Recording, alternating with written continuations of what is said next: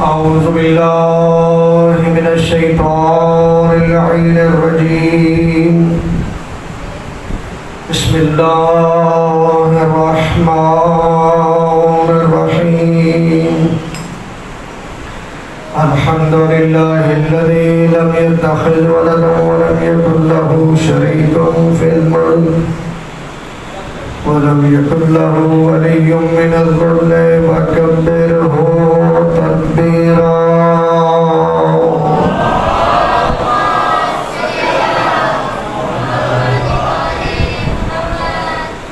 الحمد لله الذي جعلنا من المتمسكين بولاية أمير المؤمنين علی ولی کی عظمت پہ بلند صلوات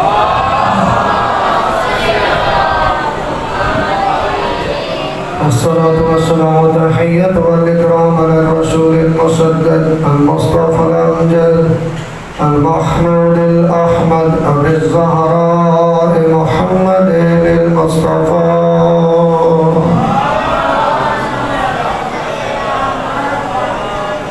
وأهل بيته الطيبين الطاهرين المعصومين المنتخبين المنتجبين المطهرين الذين أذهب الله عنهم الرجس وطهرهم تطهيرا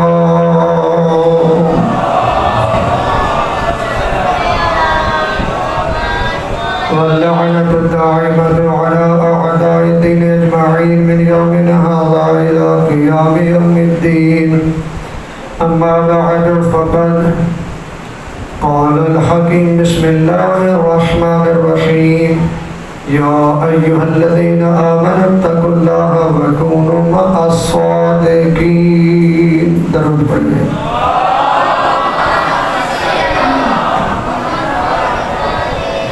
نعرہ تکبیر نعرہ تکبیر نعرہ رسالت نعرہ رسالت نعرہ حیدری نعرہ حیدری حسینیت حسینیت یزیدیت یزیدیت بآواز بلند صلوات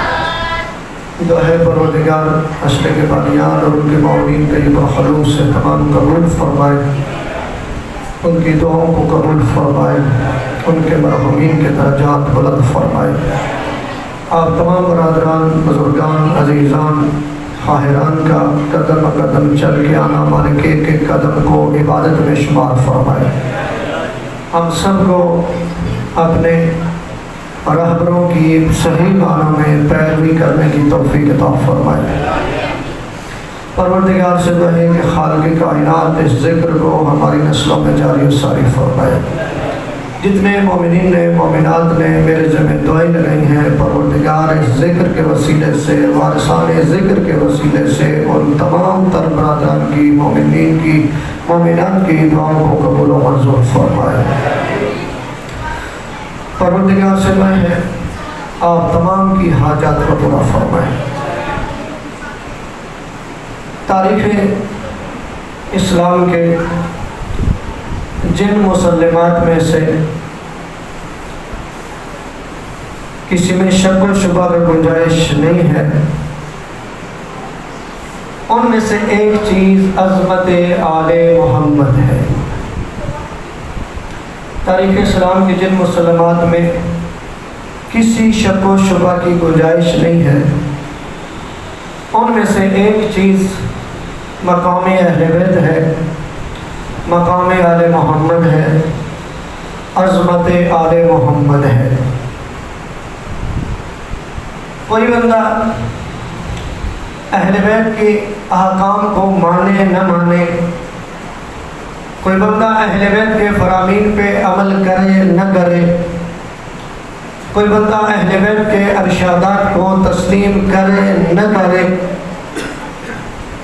لیکن وہ یہ جانتا ہے کہ پروردگار نے جو اہل بیت کو مقام دیا ہے ایسا مقام کسی اور کا مقدر نہیں ہے اہل بیت کے کمال شعراء آفاق ہیں اہل بیت کا آغاز طیب و طاہر تھا، انجام بھی پاک و پاکیزہ تھا۔ اہل بیت اطہار وہ ہستیاں ہیں کہ پروردگار عالم نے اتنا مقام عطا کیا، اتنی عظمت عطا فرمائی۔ ایک فضائل کا جملہ دینا چاہتا ہوں کہ ان کے قاتلوں نے بھی ان کے فضائل کا اعتراف کیا۔ جو بظاہر ان کے دشمن تھے انہوں نے بھی ان کے فضائل کا احترام کیا۔ میں پھر کہہ رہا ہوں، فضائل کا جملہ دے رہا ہوں کہ جب انعام ملے تو انہوں نے یہ بات کہہ کے انعام ٹھکرا دیا کہ ہمارا کام دیکھو۔ کیا کیا جی؟ ایک درود پڑھنے کا آواز ہے بلند اللہم صلی اللہ علیہ وسلم۔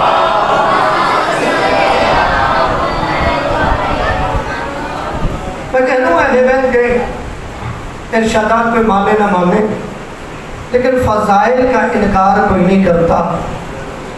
اہل بیت کے فضائل شرح آفاق ہیں، کمالات شرح آفاق ہیں، انکار ممکن نہیں۔ مجھے پھر جملہ دہرانا پڑا کہ ان کے جو قاتل تھے ان کو جب انعام ملے تو انہوں نے بھی یہ جملہ کہہ کے انعام واپس کیے کہ ہمارا کام دیکھو، ہم نے قتل کس کو کیا جو اتنی بڑی عظمت کے مالک۔ یعنی پتہ چلا کہ جو قاتل تھے وہ بھی ان کے مقام سے واقف تھے کہ پروردگار عالم نے ان کو کتنا بڑا مقام دیا۔ اہل بیت کے فضائل کا کوئی انکار نہیں کر سکتا۔ کیوں؟ اس لیے جو بھی انکار کرے گا اسے پتہ ہے کہ اہل بیت کے فضائل کا انکار کرنا دراصل نبی اعظم کے فرامین کا انکار کرنا ہے۔ وہ جانتے ہیں اہل بیت کے فضائل کا انکار کرنا دراصل آیات قرآنی کا انکار کرنا ہے۔ وہ جانتے ہیں اہل بیت کے فضائل کا انکار کرنا دراصل تاریخی حقائق کا انکار کرنا ہے۔ وہ جانتے ہیں کہ اہل بیت کے فضائل کا انکار کرنا عقائدی مسلمات کا انکار کرنا ہے، روز روشن کا انکار کرنا ہے۔ اہل بیت کے فضائل کا انکار کوئی نہیں کرتا۔ میں نے چند منٹ آپ کے لیے جب آپ سے سوال کر دیتا ہوں، کسی سے پوچھ کے یہ دیکھ لیجیے گا جوانان جنت کے کون سردار ہیں تو ایک ہی جواب آئے گا، ہر طرف سے حسن و حسین۔ کسی سے پوچھ لیجئے گا کہ کون ہستی ہے جس کے بارے میں نبی نے فرمایا کہ اس کے راضی ہونے سے اللہ راضی ہوتا ہے، تو سبھی کا کیا جواب ہوگا؟ ایک ہی کہ جناب سیدہ۔ کسی پہ سوال کر لینا کلمہ پڑھنے والے سے کہ نبی نے کس کے بارے میں کہا کہ تو جنت کو بھی تقسیم کرنے والا، تو جہنم کو بھی تقسیم کرنے والا، تو ایک ہی جواب آئے گا کہ یہ جملہ تو علی کی شان میں، یہ حدیث کس کی شان میں؟ علی کی شان میں۔ ابھی کل ہی بات ہوئی، کسی سے پوچھ لینا کہ کس کے بارے میں نبی نے فرمایا کہ جس کا میں مولا اس کا، تو ہر کوئی کیا جواب دے گا کہ یہ تو علی کے بارے میں نبی نے فرمایا تھا۔ یعنی اہل بیت کے فضائل کا انکار کوئی نہیں کرتا۔ جتنے فضائل بیان ہوئے ان کا لوگ اقرار کرتے ہیں۔ علم میں دیکھو تو ہر کوئی کہے گا نبی کے بعد اگر کوئی عالم بڑا ہے تو علی ہے، اگر کوئی عالم بڑا ہے تو حسن ہے، اگر کوئی عالم بڑا ہے تو حسین ہے، اگر کوئی عالم بڑا ہے تو چوتھا امام ہے، اگر کوئی عالم بڑا ہے تو باقر العلوم ہے، اگر کوئی عالم بڑا ہے تو تیرا چھٹا امام جعفر صادق ہے۔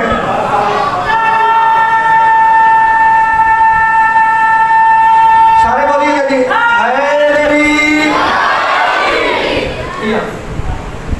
تو اہل بیت کے فضائل کا کوئی انکار۔ آپ توجہ فرما رہے ہیں سارے صاحب؟ آپ میرے ساتھ بول نہیں رہی، یہ جو لائٹ گئی تھی یہ میں نے نہیں بھیجی تھی، میں تو خود پریشان تھا آپ کے ساتھ۔ یہ درود پڑھ لیجیے بآواز ہے بلند اللہ۔ کیونکہ اہل بیت کے فضائل بیان کیے جائیں تو اہل بیت کے جو ماننے والے ہیں ان کے چہرے حشاش بشاش ہونے چاہیے۔ واعظ کو، خطیب کو، ذاکر کو یہ کہنا نہ پڑے کہ آپ کو کیا ہو گیا، بلکہ آپ نے چہرے بتائیں کہ یہ اہل بیت کا ذکر سن۔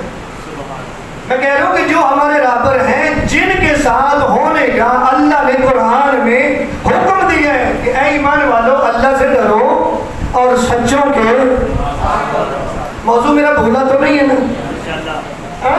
کہ جن کے ساتھ ہونے کا اللہ نے حکم دیا ہے ان کے فضائل بیان ہو رہے ہیں کہ ان کے فضائل کا کوئی انکار نہیں کرتا. میں کہہ رہا تھا کہ جتنے فضائل ہیں ان کا اقرار کریں گے, یہاں تک کہ اگر پوچھا جائے کہ نبی کے بعد علم کس کے پاس زیادہ تھا تو یہی جواب ہوگا جو ہمارا جواب ہوتا ہے. لیکن افسوس یہاں پہ لگتا ہے سارے فضائل مان کے بھی جب افضلیت کی باری آتی ہے کہتے نہیں علی سے کوئی اور افضل ہے. مجھے یہ بتائیں افضلیت کی کیا دلیل ہے کہ جو فضیلت میں افضل ہے, افضل کون ہوتا ہے جی؟ کون افضل ہوتا ہے؟ مثلا میں کوئی چھوٹا سا طالب علم, میں اپنی بات نہیں کرتا, اب عالم کو یہاں پہ بٹھاتے ہیں, آپ نیچے بیٹھتے ہیں, سمجھ جائے عالم کو اوپر بٹھاتے, میں نے اقرار کیا کہ میں تو ایک طالب علم ہوں, آپ نیچے بیٹھتے کیوں, کیا وجہ؟ حکم ہے نا جب عالم آئے تو کھڑے ہو کے استقبال کرو, روایات ہے. کیوں, کیا وجہ ہے؟ اس کے پاس علم زیادہ ہے, اس کا حق ہے کہ اس کا احترام, ایسا کیا جی؟ تو ایک عالم کا آپ احترام کرتے ہیں کیوں؟ علم کی وجہ سے. تو عالم جن کو پڑھ کے عالم بنا اس کا احترام ہے, اس کی فضیلت آپ سے بڑھ جاتی ہے. تو جو نبی کے بعد اتنے بڑے عالم ہیں کہ ان کا کوئی ثانی نہیں. میں نے پچھلا پورا اشرا اسی پہ پڑھا تھا اور آیت بھی ہماری حَلْ يَسْتَوِي الَّذِينَ يَعْلَمُونَ وَالَّذِينَ لَا يَعْلَمُونَ. اللہ جھنجھوڑ کے ضمیروں کو جھنجھوڑ کے کہہ رہا ہے کیا جو جاننے والے ہیں اور جو نہیں جانتے کوئی وہ برابر ہیں؟ یعنی پروردگار نے فرمایا کہ جب میں نے برابر بنائے نہیں تو مانتے کیوں ہو؟ جب میں نے برابر, یعنی اللہ نے بتایا کہ عالم افضل ہے, جس کے پاس علم نہیں وہ مفضول ہے. تو اہل بیت کا مقام مانا جاتا ہے, لیکن افضل توجہ ہے, اجازت ہے میں کچھ پڑھ لوں, آپ سے کچھ اجازت لے کے پڑھوں. تو اللہ نے جن کے ساتھ ہونے کا حکم دیا ان کی شان بیان ہو رہی ہے کہ اللہ نے ان کو مقام کتنا دیا, ان کو عظمت کتنی دی. اور یہاں ہو رہی تھی کہ اتنے فضائل مان کے بھی افضلیت کا انکار کیا جاتا ہے, افضل کوئی اور ہے. ایک روایت سناتا چلو, شیخ صدوق نے اس روایت کو لکھا, ابو ذر سے نقل کیا کہ ابو ذر فرماتے ہیں, ابو ذر غفاری وہ روایت بیان کرتے ہیں, بیان یہ کرتے ہیں کہ رسول اعظم سے میں نے سنا فرما رہے تھے کہ ایک دفعہ جناب اسرافیل نے جناب جبرائیل پر فخر کیا. فخر یہ کیا کہ اے جبرائیل آپ سے میرا مقام بلند ہے. اور کس نے کہا؟ جناب اسرافیل نے جبرائیل سے کہا کہ آپ سے میرا مقام بلند ہے. جبرائیل نے کہا کوئی دلیل دو, توجہ ہے, جبرائیل نے کہا کوئی, یہاں پر رک ایک جملہ کہہ دوں, جبرائیل نے یہ قانون بنا دیا یہ جملہ کہہ کے کہ افضل ہونے کے لیے کچھ دلیل ہونی چاہیے. ایسے نہیں کسی کو افضل کے, توجہ ہے میری طرف, آپ کھڑا کر کے بول دیجیے افضل ہونے کے لیے آنکھیں بند کر کے نہیں افضل کہتے کسی کو, کچھ دیکھا جاتا ہے. جبرائیل نے کہا کہ تو جو کہہ رہے ہیں کہ میں افضل ہوں کچھ دلیل دے, مجھے پتہ چلے کہ تو افضل ہے. جناب اسرافیل نے کہا میں نے اس لیے کہا میں افضل ہوں کہ وجہ یہ ہے کہ عرش الہی کو جن 8 فرشتوں نے اپنے کاندھوں پہ اٹھایا ہوا ہے ان میں سے ایک میں ہوں. کس نے کہا جی؟ اسرافیل نے, کہ عرش الہی کو جن 8 فرشتوں نے اپنے کاندھوں پہ اٹھایا ہوا ہے ان میں سے ایک میں ہوں. آگے فرمایا اسرافیل نے دوسری دلیل دی کہ پروردگار نے یہ سور پھونکنے کی ذمہ داری میرے ذمہ لگائی ہے. 2 دفعہ سور پھونکا جائے گا, ایک دفعہ سور پھونکا جائے گا تو سبھی پرواش ہو جائیں گے, دوسری دفعہ سور پھونکا جائے گا سارے کے سارے کچھ نہیں ہوتا. میں صرف روایت سنا رہا ہوں, یہاں پہ پروردگار کے کرم شکر ہے, انشاءاللہ کرم کرو. کیا کہا کہ سور پھونکوں گا یہ میری ڈیوٹی ہے, اس لیے کیونکہ میں اللہ کے نزدیک تر ہوں, میرا مقام آپ سے بلند ہے. نہیں, جبریل کہتے ہیں کہ نہیں میرا مقام بلند ہے. اسرافیل کہتا ہے آپ کے پاس کیا دلیل ہے کہ آپ مجھ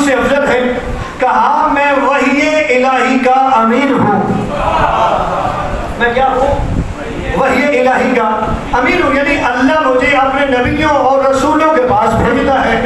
کہا چاند گرن یہ جو ہوتا ہے یہ میرے قبضے میں، چیزوں کو ہلاک کرنا، قوموں کو ہلاک کرنا یہ میرے ذریعے ہوتا ہے، اللہ نے یہ مجھے مقام دیا ہے۔ اب یہ نبی سنا رہے ابو ذر غفاری کو، نبی فرماتے ہیں جب یہ جھگڑا ان دونوں کا، اسرافیل کہتا میرا مقام بلند ہے، جبرائیل کہتا میرا مقام بلند ہے، فرماتے ہیں نبی کہ جب یہ جھگڑا خدا کی بارگاہ میں آیا تو نبی پروردگار نے فرمایا خاموش ہو جاؤ، چپ ہو جاؤ، چپ ہو جاؤ، آپ سے بھی افضل میں نے ایک مخلوق بنائی ہے۔ غور کریں تو میں جملے دوں آپ کو، سارے بولے کیا فرمایا؟ پروردگار نے فرمایا اے اسرافیل خاموش ہو جا، اے جبرائیل خاموش ہو جا، مجھے اپنی عزت و جلالت کی قسم ہے، ایسے روایت کے جملے، اللہ نے کہا مجھے اپنی عزت و جلالت کی قسم ہے آپ سے بھی اچھی اور بہتر اور افضل مخلوق میں نے بنائی ہے۔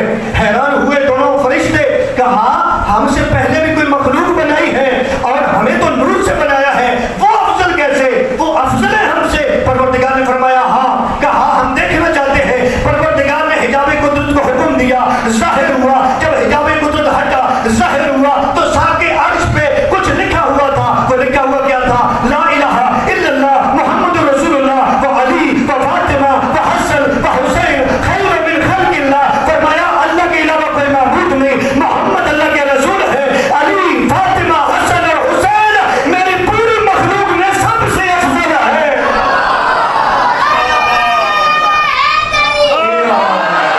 علی کی بادشاہی ہے، علی کی بادشاہی ہے، علی اس میں الہی ہے کہ جس میں جان میں تولا، زبان کے ساتھ دل بولا۔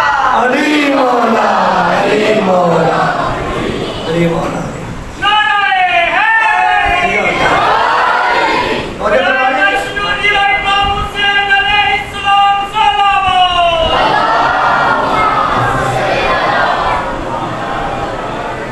روایت کی ذمہ داری میری ہے، ٹھیک ہے نا؟ کہا ساق عرش پہ لکھا ہوا تھا لا الہ الا اللہ محمد رسول اللہ و علی و فاطمہ و حسن و حسین خیر من خلق اللہ۔ فرمایا اللہ کے علاوہ کوئی معبود نہیں، محمد اللہ کے رسول ہیں، فاطمہ، علی، حسن اور حسین میری مخلوق میں سب سے افضل ہیں۔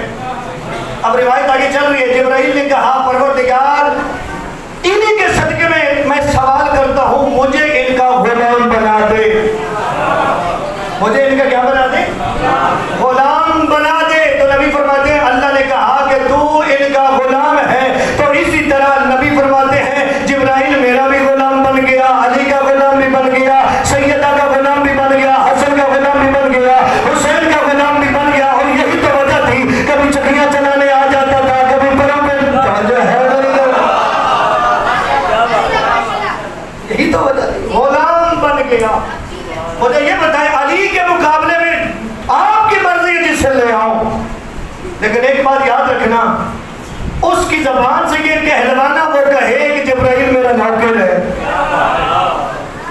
پتہ نہیں بات پہنچی ہے کہ اس کی زبان سے یہ کہلوانا کہ وہ کہے کہ جبرائیل میرا نوکر ہے، کوئی ہے دعویٰ کرنے والا، لیکن یہ وہ ہستیاں ہیں کہ جن کا جبرائیل نوکر ہے، جن کے دروازے پہ آ کے جبرائیل رک جاتا ہے، آتا ہے تو کبھی چکیاں چلاتا ہے، کبھی حسن و حسین کو اپنے پروں پہ کھلاتا ہے، کبھی بی بی سو رہی ہوتی ہے تو تسبیح۔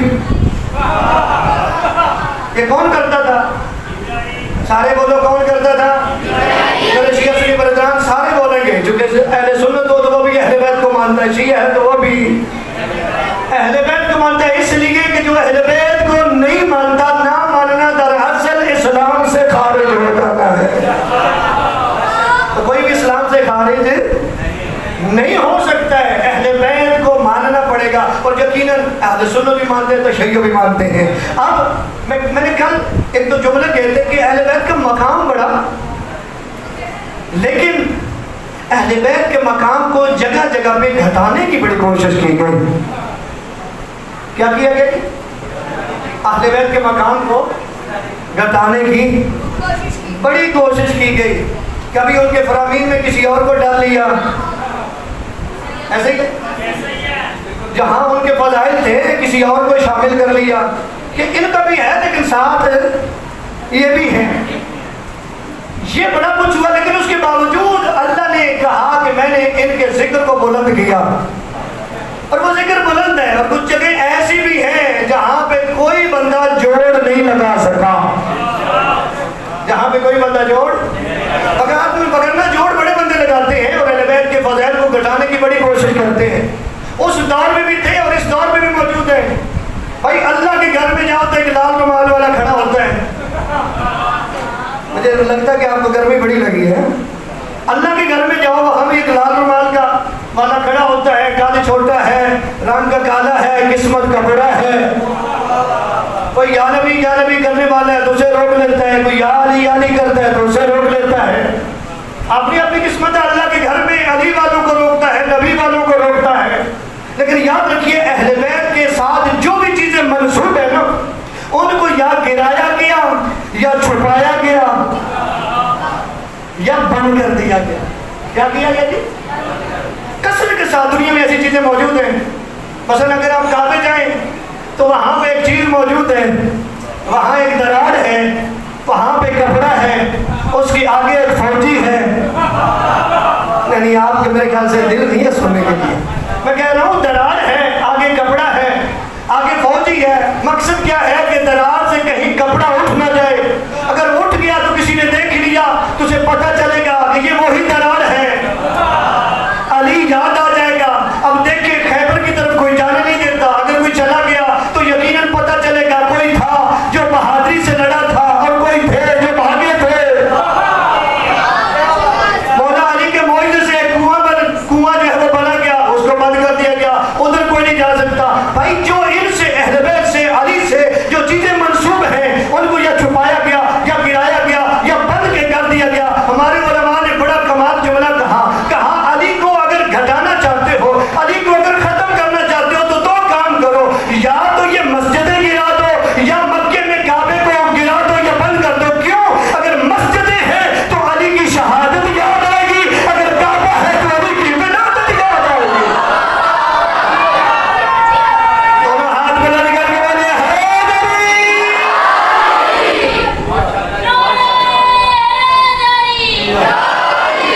برائے خوشنودی جناب امیر المومنین حضرت علی بن ابی طالب علیہ السلام بلند صلوات.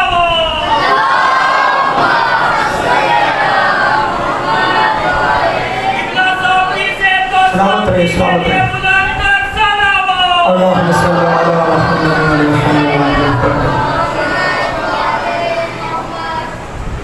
یہ دو کام کرنے پڑیں گے نا کہ جب تک مسجدیں موجود ہیں تو مولا کی شہادت کبھی بھول نہیں سکتی, اور جب تک کعبہ موجود ہے علی کی ولادت نہیں بھولے گی, یاد رہے گی. تو اگر علی کو مٹانا ہے تو پھر یہ کام کر دو جو تم سے ہوں گے نہیں. لیکن یاد رکھیے گا میں نے کہا تھا کہ کچھ چیزیں ایسی ہیں جن کو ختم نہیں کیا جا سکتا. کچھ چیزوں میں تو کوشش کی کہ ختم کریں لیکن ہر چیز کو نہیں. عبداللہ ابن عباس راوی ہے, مشارق انوار الیقین ایک کتاب ہے, اس میں عبداللہ ابن عباس روایت کرتے ہیں کہ جنت کے دروازے پہ بھی ایک تحریر لکھی ہوئی ہے. کیا لکھا ہوا جی؟ ایک تحریر ہے. اچھا آپ بھی گھر بناتے ہیں نا, اپنے گھروں کے مین گیٹ پہ آپ کچھ لکھتے ہیں, لیکن لکھتے کیا ہے بنا؟ جو بھی آپ کو نام پیارا لگے وہ لکھتے ہیں. اگر آپ کو اپنا نام پیارا لکھے تو وہاں پہ اپنا نام لکھ دیتے ہیں. اگر آپ کو اپنے بچوں کا نام پیارا لگے تو بچوں کے نام لکھ دیتے ہیں. اگر معرفت بلند ہو تو اپنا لکھتے ہیں, نہ بچوں کو لکھتے ہیں, وہاں پانی تنے پاک کے لکھ دیتے ہیں. اگر اور معرفت بلند ہو تو اس سے بھی آگے بڑھے تو 14 کے نام لکھ دیتے. یعنی جو بھی ہمیں نام پیارے ہوتے ہیں اپنے گھر کے دروازے پہ مین گیٹ پہ ہم وہ نام لکھتے ہیں, یا اپنا یا بچوں کا یا پائندر پاک کا یا پھر 14 معصومین کا. اب جنت کا بھی ایک مین گیٹ ہے, اس کے اوپر ایک تحریر لکھی ہوئی ہے, جو بھی جوڑ لگاتے ہیں وہاں نہیں لگا سکے.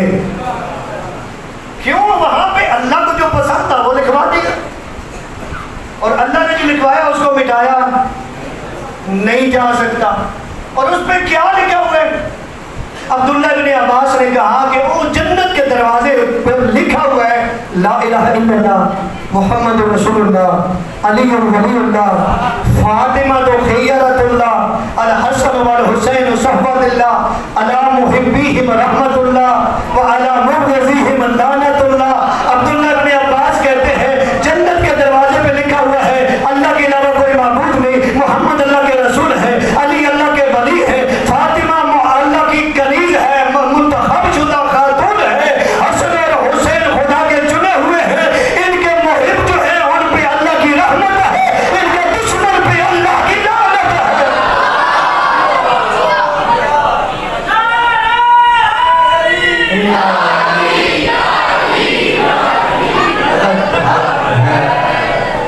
ان کے دشمن پہ اللہ کی لعنت ہے، ان کے دشمن پہ اللہ کی سارے بولو۔ کس کے دشمن کی بات ہو رہی ہے بڑا؟ اللہ کا دشمن، نبی کا دشمن، علی کا توجہ ہے، کچھ تو آپ کا بھی حق بنتا ہے نا بولنا۔ اللہ کا دشمن، نبی کا دشمن، سارے علی کا دشمن۔ آگے کیا فرمایا؟ جناب سیدہ کا مرضی ہے آپ کی نا، کچھ باتیں ہوتی ہیں جو اسی طریقے سے سنی جاتی ہے اور سمجھی جاتی ہے۔ سیدہ کا دشمن، ہاں آگے حسن اور حسین کا دشمن، اس میں کیا ہے؟ اچھا کسی سے بھی بات ریکارڈ ہو رہی ہے، کسی سے بھی اس کا ترجمہ کروا لینا علی مبغضیہم لعنت اللہ، اس کا کیا ترجمہ ہے؟ اس کا ترجمہ یہی ہے کہ ان سے جو بغض رکھتا ہے، دشمنی رکھتا ہے، اس پر صرف بندوں کی نہیں اللہ کی لعنت ہے۔ ان پہ کیا ہے جی؟ اللہ کی لعنت ہے۔ اس لعنت سے آپ بچ سکتے ہیں، لیکن کیسے؟ اگر آپ اللہ کی مان کے سچوں کے ساتھ ہو جائیں، اللہ کی مان کے سچوں کے ساتھ ہو جائیں۔ اور سچوں کے ساتھ ہونا یہ کیا ہے؟ بس آخری بات پیغام دے کے تھوڑا مسائل پڑھ کے طالب دعا ہوتا ہوں۔ میں کہہ رہا ہوں کہ جو ساتھ ہونے، اللہ نے کہا سچوں کے ساتھ ہو جاؤ۔ مفسرین نے یہ لکھا بھی کہ ساتھ ہونے کا مطلب کیا ہے، مقصد کیا ہے؟ انہوں نے فرمایا اس ساتھ ہونے سے مراد ہے صادقین کی اتباع۔ کیا جی؟ صادقین کی اتباع، یعنی یہ جو صادقین جن کا ذکر ہو رہا ہے ان کو آپ نے فالو کرنا ہے، یعنی جدھر وہ چلیں آپ نے ان کے پیچھے چلنا ہے، نہ بغض رکھنے، نہ صرف مان کے تو ان کو چھوڑ دینا ہے، کیونکہ اکثر ایسے ہیں کہ جو مانتے تو ہیں لیکن اتباع۔ اب آپ خاموش ہو گئے۔ صادقین کے ساتھ ہونے کا مقصد یہ ہے کہ ان کی آپ نے اتباع کرنی، اور ایمان والوں سے مخاطب ہے اللہ کہ ان کی آپ نے اتباع کرنی ہے، سچوں کی۔ سارے بولے کیا کرنا ہے؟ اتباع کرنی ہے۔ سچے جو ہیں ان کو فالو کرنا ہے، جو انہوں نے کرنا ہے وہ آپ نے بھی۔ اگر تو ان کو آپ نے مان لیا لیکن اتباع نہ کی تو مسئلہ خراب ہے۔ آپ نے اتباع کرنی ہے، جو وہ کرتے جائیں، جو وہ کہتے جائیں، آپ نے وہ کرنا ہے۔ اب ہم ممبر رسول پہ میں بیٹھا ہوں اور آپ بھی پاک بارگاہ میں بیٹھے ہیں، مجھے اتنا بتائیں کہ محبت تو ہم کرتے ہیں، کیا ہم ان کی اتباع کرتے ہیں؟ بولو میرے ساتھ، اتباع کرتے ہیں؟ تھوڑے بول رہے ہو، اتباع کرتے ہیں ہم صادقین کی؟ ابھی بھی نہیں بولے، جملہ میں پڑھوں گی تب جب آپ کی سبھی کی توجہ بولیں گے تو۔ اچھا صادقین کے ساتھ ہونے کا مطلب ہے ان کی اتباع کرنا، کیا ہم ان کی اتباع کرتے ہیں؟ سارے پچھلے بندوں کا بھی نہیں آواز ہے، ہم ان کی اتباع کرتے ہیں صحیح معنی میں جیسے کرنی چاہیے؟ نہیں، چلو میں تھوڑے اور انداز میں آپ کو سمجھاتا ہوں۔ اہل بیت سے آپ محبت کرتے ہیں؟ جو نہیں بول رہے بولو نا، محبت کرتے ہیں اہل بیت سے؟ اور یہی جواب ہونا چاہیے تھا، سبھی ماشاءاللہ اہل بیت سے محبت کرتے ہیں، آپ کے دلوں میں اہل بیت سے محبت کا جوہر گہر موجود ہے۔ دوسرا میرا سوال یہ ہے کہ آپ کی یہ جو محبت ہے اہل بیت کے ناموں کے ساتھ ہے یا ان کے ذات کے ساتھ ہے؟ مثلا علی نام ہے، کیا عین لام یا اس سے محبت ہے؟ حسن نام ہے، ہا سین نون، ان سے محبت ہے؟ ہا سین یا نون حسین، ان سے محبت ہے کہ ان کی ذات سے محبت ہے؟ بولو، ذات سے محبت ہے، ماشاءاللہ۔ اب آگے چلتے ہیں، تیسرا سوال، آپ کو ان کی ذات سے محبت ہے، مجھے اتنا بتائیں ان کا جو بدن ہے، ڈیل ڈول ہے، اس سے محبت ہے کہ بڑے خوبصورت تھے، بڑے طاقتور تھے، پیشانی کشادہ تھی، بڑے بہادر تھے، اس سے محبت ہے یا ان کی سیرت سے محبت ہے؟ سارے بولے نا میرے ساتھ، سیرت سے محبت ہے۔ اچھا، اگر تو آپ کی محبت ہے ان کی سیرت سے، تو جو محبت ہوتی ہے اس کو اپنانا چاہیے کہ نہیں؟ بول نہیں دیا لیکن پیغام تو پہنچانے ہیں۔ سیرت سے محبت ہونی چاہیے نا۔ جب سیرت سے محبت ہے تو اس کا مطلب ہے وہ اچھی سیرت ہے، تو اچھی چیز کو اپنا لینا چاہیے۔ تو ہمیں اہل بیت سے محبت ہے، اہل بیت کی ذات سے محبت ہے، اہل بیت کے ناموں سے محبت ہے، اہل بیت کی سیرت سے محبت ہے۔ تو پھر یاد رکھیے، اہل بیت نمازی تھے، ہم نمازی کیوں نہیں؟ توجہ نہیں کی۔ اہل بیت روزے دار تھے، ہم کیوں روزہ چھوڑ دیتے ہیں؟ اہل بیت شب زندہ دار تھے، ہم سے واجب نماز کیوں چھوٹ جاتی ہے؟ اہل بیت زکوٰۃ دیتے تھے رکوع کی حالت میں، ہمارے ہاں نصاب بھی پورا ہو جائے ہم نہیں دیتے۔ اہل بیت یتیم پرور تھے، ہم کیوں نہیں؟ اہل بیت مسکین پرور تھے، ہم کیوں نہیں؟ اب اکثر لوگ جواب دیں گے، وہ کہیں گے کہ ہم ان کے ساتھ کیسے مل سکتے ہیں؟ مولانا آپ بھی عجیب باتیں کرتے ہیں، ہم ان سے مل سکتے ہیں؟ ہم ان جیسے کیسے ہو سکتے ہیں؟ ہو بھی نہیں سکتے ان جیسے۔ لیکن انہوں نے کہا ہم جیسے نہیں ہو سکتے، میرے سلمان جیسے تو ہو سکتے ہو نا۔ وہ تو معصوم نہیں تھا، وہ تو غیر معصوم تھا، مقداد جیسے تو ہو سکتے ہو، عمار جیسے تو۔ اور آپ اس پہ بھی حیران ہو کہ ہم سلمان کیسے بن سکتے ہیں، مقداد کیسے بن سکتے ہیں؟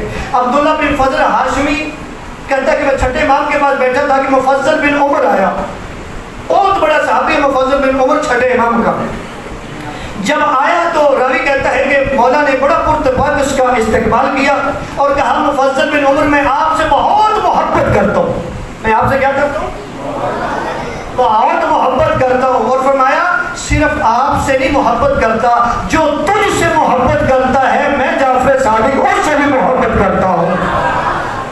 غور کریے، اگر آپ ایسے بن جائیں تو وہ صرف آپ سے نہیں محبت کریں گے، جو آپ سے محبت کرے گا وہ اس سے بھی کہتے ہیں میں آپ سے بھی محبت کرتا ہوں، جو آپ سے محبت کرتا ہے میں اس سے بھی محبت کرتا ہوں۔ کہا اگر جتنا تم جانتے ہو نا اتنے میرے سارے شاگرد جانتے ہوتے تو دو افراد میں آپس میں اختلاف ہی نہ کبھی ہوتا۔ کہتا ہے مولا آپ نے میرا مقام کچھ زیادہ نہیں بیان کر دیا۔ غور کرنا، عاجزی کے انتہا ہے۔ کہا آپ نے بولا میرا مقام کچھ زیادہ نہیں بیان کر دیا۔ امام فرماتے ہیں جو اللہ نے تجھے مقام دیا میں نے وہ بیان کیا ہے۔ مفضل بن عمر نے کہا مولا آپ کے صحابی ہیں جابر بن یزید جوفی، مولا اس کا کیا مقام ہے؟ جس کے لیے میں نے بات شروع کی، اس کا کیا مقام ہے؟ کہا جابر بن ابن یزید جوفی کا مقام وہ ہے کہ جو رسول کے دربار میں سلمان فارسی کا مقام تھا۔ اس کا مقام تھا، سلمان فارسی کا مقام تھا۔ کہا پھر بتائیں داؤد بن کثیر رکی کا کیا مقام ہے؟ کہا داؤد بن کثیر کا مقام وہ مقام ہے میرے دربار میں جو کہ رسول کے دربار میں مقداد کا مقام تھا۔ میں نے اس لیے کہا کہ ائمہ نے یہ ہمارے لیے کہا کہ اگر ہمارے جیسے نہیں ہو سکتے، یعنی ہم جیسا عمل نہیں کر سکتے اور کر بھی نہیں سکتے، تو کم از کم سلمان جیسا تو کر سکتے ہو نا۔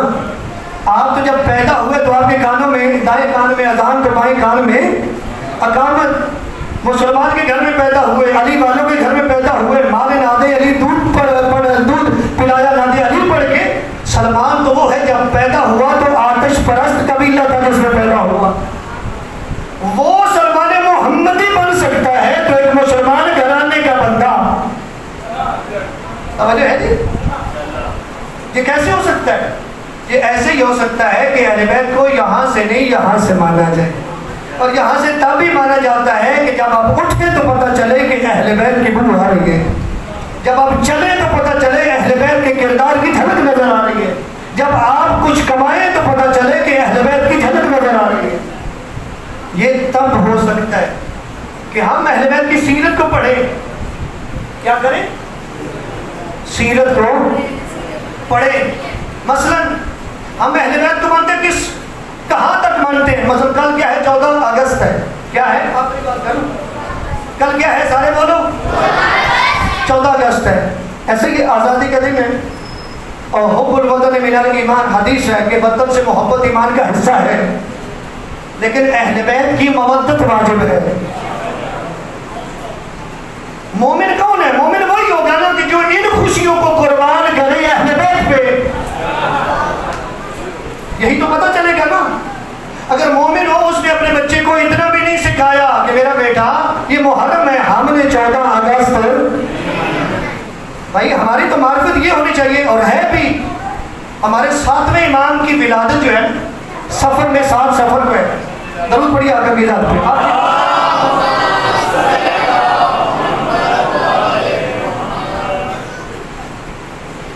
امام کی 7ویں امام کی ولادت کب ہے؟ 7 سفر کو.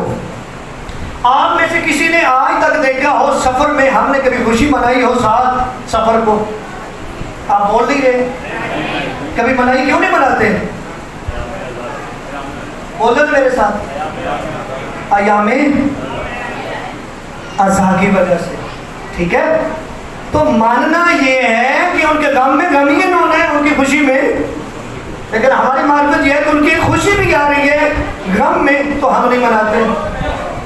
کیا مناتے؟ تو 14 اگست ہمیں منانی چاہیے. بولو نا میرے ساتھ. ہمیں اپنے بچوں کو یہ سمجھانا چاہیے کہ بیٹا اس دفعہ 14 اگست نہیں منانی. نہیں تو پھر ایسا ہی ہوگا جیسے دوسرے لوگ کرتے ہیں. اور یہ دوسرے لوگ بھی یہ کوئی آج نہیں کر رہے. غور ہوگی تو میں جملہ دوں گا. یہ دوسرے لوگ ہیں نا یہ بھی آج سے نہیں کر رہے. یہ ایک سلسلہ چلتا آ رہا ہے. ایک درود پڑھیے گا بات بڑی اچھی کر رہا ہوں تاکہ آپ تک پہنچ جائے.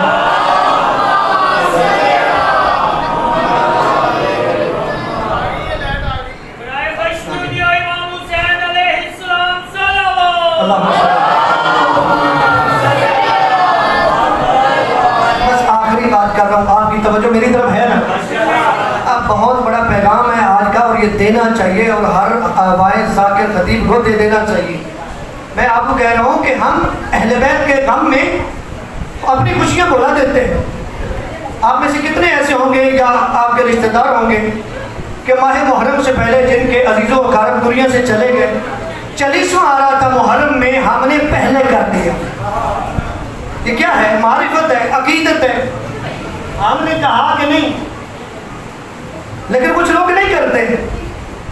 میں یہ بتانا چاہ رہا تھا کہ یہ آج کے دور میں ہی نہیں ہے, پہلے بھی ایسا ہوتا تھا.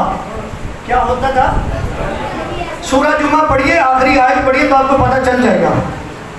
وَإِذَا رَأَوْا تِجَارَةً أَوْ لَهْوًا انفَضُّوا إِلَيْهَا وَتَرَكُوكَ قَائِمًا قُلْ مَا عِندَ اللَّهِ خَيْرٌ مِنَ اللَّهْوِ وَمِنَ التِّجَارَةِ وَاللَّهُ خَيْرُ الرَّازِقِينَ.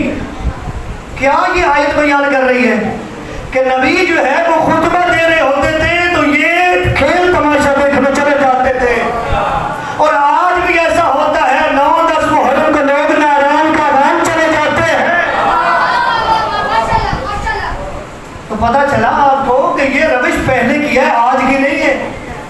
آپ اپنے آپ کو شیعہ سنی برادران مضبوط کریں عقیدے کے حوالے سے کہ یہ ان کے دن ہیں, ان کے نوازوں کے دن ہیں کہ جن کا ہم کلمہ پڑھتے ہیں. تو ان کے غم میں ہم نے غمگین ہونا ہے. ایسا نہیں ہے کہ ادھر رسول کائنات جو ہے وہ غمگین ہوں اور ہم ناران کا غان میں سیریں کر رہے ہوں. میں اپنے مومنین بھائی جو ہیں پردے کے اندر جو ہماری مائیں بہنیں بیٹیاں بیٹھی ہیں ان سے بھی اپیل کروں گا کہ جب مجلس میں آئے نا تو اس انداز میں نہ آئے جیسے کہ کسی خوشی والی محفل میں جاتے ہیں, ایسے نہ جائیں. یہ جو کالا لباس ہم پہنتے ہیں کہ غم کا ہے نا,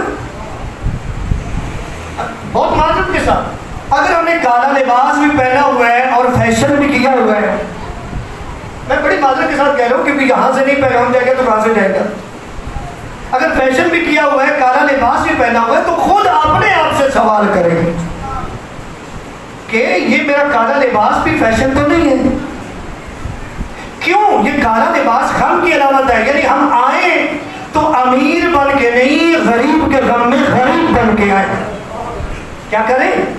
اور کوشش کریں اس ذکر میں جب آئیں تو وضو کر کے آئیں.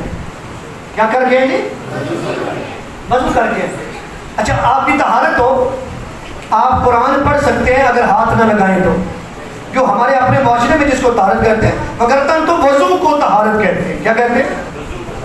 بندہ باوضو ہو تو اسے کہتے ہیں با طہارت ہے. لیکن ہمارے معاشرے میں جو لفظ طہارت کے لیے استعمال ہوتا ہے میں وہ استعمال کروں. طہارت ہے تو آپ وضو کے بغیر بھی صرف طہارت ہے تو آپ قرآن پڑھ سکتے ہیں اگر ہاتھ نہ لگائیں تو. ہاتھ لگانا حرام ہے قرآن کے لفظوں کو، اس کے سائڈوں پہ ہاتھ بھی لگا سکتے ہیں. لیکن ایک بندہ صرف طہارت کے ساتھ قرآن پڑھ رہا ہے اور ایک بندہ وضو کر کے قرآن پڑھ رہا ہے، کوئی فرق ہے؟ بولے نا میرے ساتھ، فرق ہے نا. نورانیت میں اضافہ ہوگا، روحانیت میں بھی اضافہ ہوگا. ایسے ہی ایک بندہ ایسے مجلس میں آ گیا اس کا اپنا انداز ہے، لیکن ایک بندہ باوضو مجلس میں آیا اور غم کی حالت میں آیا، کوئی فیشن نہیں ہے، غم کی حالت میں آیا تو یقیناً جنت کی مالکہ جو ہے وہ راضی تو ہوگی کہ باقی اس کے یہ جو بدن ہے اس سے پتہ چل رہا ہے کہ یہ میرے بچوں کا غم منانے آیا ہے. پتہ چل جائے گا. اور بی بی تیرے حق میں دعا بھی کرے گی. اور کیوں نہ دعا کرے گی؟ انہیں تو ہم سے پیار ہی بہت ہے. میں نے ابھی روایت سنائی نا کہ امام نے فرمایا آپ سے بھی محبت کرتا ہوں جو آپ سے محبت کرے، میں ان سے بھی محبت کرتا ہوں. اور بی بی کو اپنے عزادار بڑے پیارے ہیں. بی بی کا نقصان تھوڑا نہیں ہوا. یہ جو میں نے پہلے پیغام دیا یہ دین پہنچایا آپ کو، اور یہ دین اس گھرانے کو اتنا پیارا تھا کہ اس دین کو بچانے کے لیے انہوں نے اپنے بچے بھی قربان کر دیے. جو چھوٹے چھوٹی اولاد والے وہ اس درد کو سمجھ سکتے ہیں کہ چھوٹے چھوٹے بچے قربان کرنا کتنا مشکل ہوتا ہے. اور قربان بھی کیے، صرف ایسے قربان نہیں کیے، سفارشیں کرتے رہے کہ ابھی میرے بچوں کو جانے دو. مگر نہ کبھی زندگی میں آپ نے کوئی ماں ایسی دیکھی ہے کہ جو کہہ رہی ہو کہ میرا بیٹا ذبح ہو جائے. اللہ کرے میں جملے پڑھ لوں آپ سن لیں. کوئی ماں دیکھی ہے ایسی؟ جو پردے کے اندر میری مائیں بہنیں آئی بیٹھی ہیں وہ اس درد سے واقف ہیں. مجھے صرف اتنا بتائیں کسی کا ایک بیٹا ہو اور وہ مر جائے اس ماں کا کیا حال ہوتا ہے؟ اور جس کے دو بیٹے ہوں اور دونوں شہید ہو جائیں اس ماں کا کیا حال ہوگا؟ کبھی سوچا آپ نے کہ کتنا پیار تھا اس گھرانے کو اللہ کے دین سے؟ نام زینب ہے، علی کی بیٹی ہے، منتیں کرتی رہی حسین میرے بچوں کو میدان جانے دے. بس انتظار ختم. جن کی چھوٹی چھوٹی اولاد عجیب بن کے پرچہ دے لیجیے گا، کیونکہ یہ وہ بیوی ہے کہ جو ساری زندگی روتی رہی ہے لیکن حسین کو روتی رہی، علی اکبر کو روتی رہی، جناب قاسم کو روتی رہی. عزیزانو آپ رویا کریں اور شام کی طرف منہ کر کے کہا کریں شریکت الحسین آپ اپنے بچوں کو نہیں روئے، ہم روئیں گے تیرے بچوں کو، ہم تیرے بچوں کو پرسہ دیں گے. اور عزیزانو یہ حروف کے میں جملہ کہوں گا، جب آپ جناب زینب عالیہ کو پرسہ دیں تو صرف جناب زینب کو پرسہ نہ دیا کریں، جناب عبداللہ ابن جعفر طیار کو بھی پرسہ دیا کریں. اس قربانی میں جناب عبداللہ ابن جعفر طیار کا بھی بڑا حصہ ہے. عزیزانو ایک غلام نے عبداللہ ابن جعفر طیار سے کہہ دیا کہ اگر آپ کے بچے کربلا نہ جاتے تو شہید نہ ہوتے. یہ صحابیت کی منزل پہ فائز تھے. عبداللہ ابن جعفر طیار نے کوئی چیز اٹھا کے اس کو ماری، کہا تو نے کیا جملہ کہا؟ اگر میں کربلا میں ہوتا تو حسین سے پہلے میں اپنی جان قربان کر دیتا. اجرکم اللہ، اجرکم اللہ، اجرکم اللہ. اللہ آپ کے آنسو قبول کرے. اجازت مانگتے رہے اون محمد، اجازت مانگتے رہے، ملتی نہیں تھی. امام اون محمد کو میرے لگا لیتے تھے جن کے چھوٹے چھوٹے بچے تیرے حصے کا مسائل ہے، دل دکھے مجھے معاف کر دینا. عزیزانو گلے لگا لیتے تھے کبھی पेशानी पे बोसा, कभी रुखसारम पे बोसा, रो के कहते आना मोहम्मद मेरे फूल से बेटे। आप जैसे बच्चे भी कोई मैदानों में जाते हैं, एक दफा जनाब ज़ैनब आलिया ने बच्चों को बुला लिया, कहा मेरे बच्चों रात का वाक़या याद है? मैंने तुम्हें कहा था कहीं ऐसा ना हो अली अकबर शहीद हो जाए और तुम जिंदा रहो, कहीं ऐसा ना हो कासिम शहीद हो जाए तुम जिंदा रहो। कहा कब जाओगे? जब अली अकबर मारा जाएगा। कब जाओगे? जब कासिम की लाश पे घोड़े दौड़ जाएंगे। अजरकुम अल्लाह, अजरकुम अल्लाह। बस दुआएं भी मांगते आना और रोते भी आना। रोने वाले छोटे छोटे हाथ बांधे, कहा कैसे जाए, मामू इजाजत नहीं देते। मेरी बीबी ने जनाब फिजा के जरिए हुसैन को बुलाया, हुसैन आए, अम्मा की बेटी हुक्म, कहा मुझे ये बता मेरे बच्चों को हुसैन इजाजत क्यों नहीं देते? कहा हुसैन, हुसैन ने कहा ज़ैनब मुझ पे तरस कर, 10 मुहर्रम की सुबह हुई है ना, तो मैं एक ही काम कर रहा हूँ, कोई करता है ना तो एक ही कहता है मौला मुझे इजाजत दीजिए, मौला मुझे इजाजत दीजिए, मौला मुझे इजाजत दीजिए। कहा जो भी ये मरने की इजाजत मांगता है ये मेरे मासूम बच्चे हैं, मैं कैसे इजाजत दूं?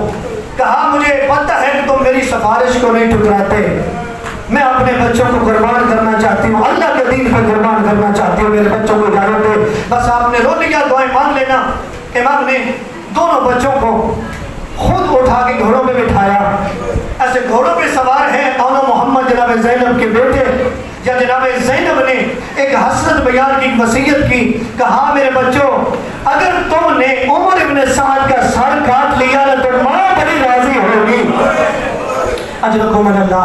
दूसरी वसीयत की, रात भूल के भी फुरात के किनारे पे ना जाना, कहीं वहां की हवा में नमी हो, सांसों के जरिए तुम्हारे अंदर चले। अल्लाह तेरे आंसू कबूल करे, हर दर्द रोने वाला। बस रोते हैं आना और दुआएं मांगते आना, अल्लाह आपके आंसू कबूल करे। जो बे औलाद है और मोहम्मद के सदके में अल्लाह उनको औलाद नरीना अता फरमाए। रोने वालों घोड़ों पे सवार है और मोहम्मद, रोने वालों चले हैं, आए हैं मैदान में। दादा भी बहादुर था, नाना भी बहादुर था, अली के नवासे थे, जाफर तैयार के पोते थे, और रोने वालों दादे का जौहर भी दिखाया, नाना की बहादुरी भी दिखाई। दादादारों बहुत अच्छा लड़े, नाने वाला जौहर दिखाया, दादे वाला जौहर दिखाया, कई यजीदियों को वास्ते जहन्नम किया। अब छोटी औलाद वाला दिल दुख है, मुझे माफ कर देना, जुमला मुश्किल है। और रोने वालों इकट्ठे लड़ रहे थे, या उमर इब्न साद अल्लाह की इस पे लानत हो, इसने फौजों में ऐलान किया अगर ये इकट्ठे लड़ते रहे हम में से एक भी नहीं बचेगा। ये अली के नवासे हैं, ये जाफर तैयार के पोते हैं, सीना पैदा न कीजिएगा, मातम कर लीजिएगा, ये जाफर तैयार के पोते हैं, ये ऐसे नहीं मारे जाएंगे, इकट्ठा हमला करो, इनको आलादा करके मारो। और रोने वाला कैसे सुनोगे? एकदम फौजों ने हमला किया, दरमियान में फौजें आ गई, आला मोहम्मद इधर उधर हो गए, और रोने वालों जब ज़ैनब के बच्चे अलग हुए, अब कैसे सुनोगे? कोई तीर मारता था, अरे कोई तलवार मारता था, और रोने वालों इतने तीर लगे, या खेमे की तरफ मुंह किया, आवाज आती है मामा। अजरकुम अल्लाह, अजरकुम अल्लाह। एक जुमला कहने की इजाजत दे दीजिए, अल्लाह तेरे आंसू कबूल करे, अल्लाह तेरे आंसू कबूल करे।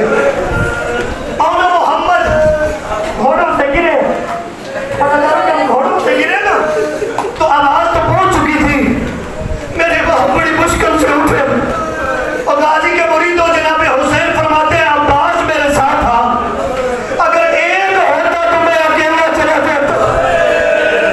फरमाया ये दो है, एक को तुम उठाना, दूसरे को मैं उठाऊंगा। अजरकुम अल्लाह, कयामत का मंजर था, रोती आंखों से दुआ मांगो, किसी मामू को भांजे इस हालत में ना मिले।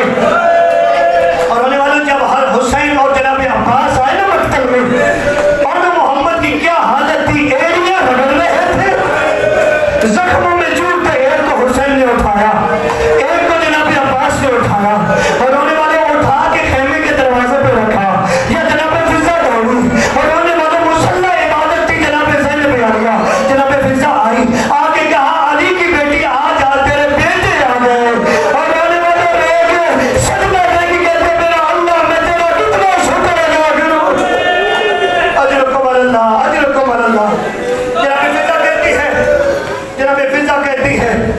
बीबी आ जाओ, बेटे शहीद हो गए, बेटों का पुरसा ले लो, बेटों का पुरसा ले लो। कहा मैं बेटों को नहीं लूंगी, बेटे मैंने अली अकबर का सदका कर दिया, अली अकबर का सदका कर दिए।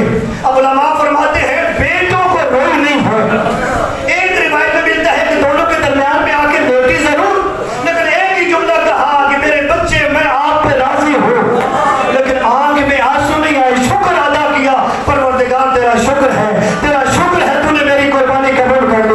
और हम फरमाते हैं बीबी रोई नहीं, रोने वालों करबला में भी नहीं रोई, बाजारों में भी जहाँ पे मौका मिला ना तो एक ही बहन करती थी, क्या कहती थी? हाय हुसैन, कभी कहती थी हाय अली अकबर, कभी कहती थी हाय कासिम। और रोने वाले बाजारों में भी नहीं रोई, और रोने वाले शाम के बाजारों में भी नहीं रोई, दरबारों में भी हाय हुसैन किया। और रोने वाले जब संतान में आए तो फिर भी हाय हुसैन करके रोए। और रोने वाले जब रिहाई मिली ना, जब रिहाई मिली तो नमाए मकातब में लिखा कि इन्होंने शुहदा के कटे हुए सर दिए।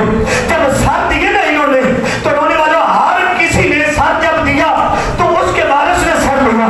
रोने वाले दो मासूम सर थे जो कोई लेने वाला नहीं था, हाय गर्दन जिंदगी का पता नहीं है। दो छोटे छोटे सर थे जो कोई लेने वाला नहीं था, जो लेके आया था वो कहता है मुझे बताओ क्या इसका वारिस कोई नहीं, क्या इसकी माँ नहीं है, क्या इनकी इनका बाप नहीं है। और रोने वाले सैयद सज्जाद की आवाज आती है फूफी अम्मा बच्चों के सामने। अजरकुम अल्लाह, अजरकुम अल्लाह, अल्लाह तेरे आंसू कबूल करे। फूफी अम्मा बच्चों के सर आए हैं। कहा सज्जाद मुझे इतना बता दे मैं हुसैन को रोऊं या बच्चों को रोऊं? उलमा ने लिखा, उलमा ने पढ़ा कि बीबी रोई नहीं है, बीबी अपने बच्चों को नहीं रोई। उलमा ने यहाँ तक लिखा कि जब आइए ना करबला भैया का चेहरा मनाने, वहाँ पे भी भैया को रोती रही, बच्चों की कब्र पे भी नहीं गई। और होने वाला बंदा सोचता तो है ना, जो पर्दे के अंदर मेरी माँ बहनें आई बैठी है वो भी सोचती होगी कि ये कैसे हो सकता है, हो माँ और बच्चों का न रोए, बच्चे भी दो हो और वो मारे जाए, नस्ल खत्म हो जाए, और माँ हो बच्चों का न रोए, माँ की ममता मजबूर न करे, कैसे हो सकता है? कभी तो रोई होगी। और रोने वाले आज तुझे बताऊं कहाँ पे रोई है। रोने वाले जब आई है ना मदीने में, जी भर के मातम किया हुसैन का, जी भर के मातम किया अकबर का, जी भर के मातम किया कासिम का। या जनाब अब्दुल्ला आए आगे कहते सज्जाद पुप्पी को कहा, कहते एक दफा घर आए, एक दफा मुद्दत के बंद घरों के दरवाजे खोलो। और रोने वाले इमाम सज्जाद के कहने पर जनाब ज़ैनब आलिया चली है, जब मुद्दत के बाद अपने घर का दरवाजा खोला और रोने वाला मिट्टी पे बैठ गई। अब्दुल्ला कहते हैं ज़ैनब उठती क्यों नहीं? कहा तुझे क्या बताऊं शाम में मेरा क्या हाल हुआ। अजरकुम अल्लाह, आएगा तेरे जिंदगी के पता नहीं है। और रोने वाले जनाब अब्दुल्ला ने सहारा दिया, सहारा दे के ज़ैनब को उठाया और जनाब ज़ैनब को पकड़ के लेके जब हुजरे में आए, अब जी करे तो मातम कर लेना। और रोने वाले जब ज़ैनब को लेके हुजरे में आए, जब हुजरे में आए तो ज़ैनब ने क्या देखा? और रोने वाले हुजरे में एक तरफ राम का बिस्तर लगा हुआ, एक तरफ मोहम्मद का बिस्तर लगा हुआ। और रोने वाले ज़ैनब ने जब आला मोहम्मद के बिस्तर देखे, आखिर माँ थी ना, और कभी आल के बिस्तर पे गिरती, और कभी मोहम्मद के बिस्तर पे गिरती है, और कभी मोहम्मद की बातें याद आती, और कभी आल का मुस्कुराना याद आता, और बिस्तर पे गिर गिर के अरे रो रो के कहती है मेरे बेटे, और क्यों माँ से रूठ गए, और मैं शाम से आ गई, और मैं पत्थर खाती रही।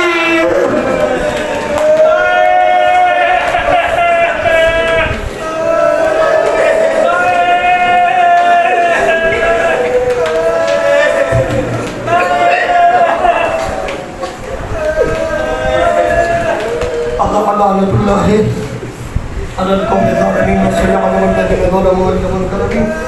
या अल्लाह खुदाया हमारे सवाल को कबूल फरमा। खुदाया जो बीवी के बच्चों को रो रहे हैं, खुदाया इनको दुनिया के दुख में न रुलाना, हम सबकी हाजात को पूरा फरमा, हम सबको किसी मुनाफिक का मोहताज न बना, इस जिक्र को हमारी नस्लों में जारी सारी फरमा, हम सबकी हाजात को पूरा फरमा, बानियान की इस पुरखलूस इत्मीनान को कबूल फरमा, हमारे मरहूमीन के दर्जात बुलंद फरमा। اعلی لیکن مجھے نصیب فرما اللهم تقبل منا انك انت السميع العليم وتب علينا انك انت التواب الرحيم اللهم صل على محمد وعلى محمد وعجل فرجهم مع تمام الحسين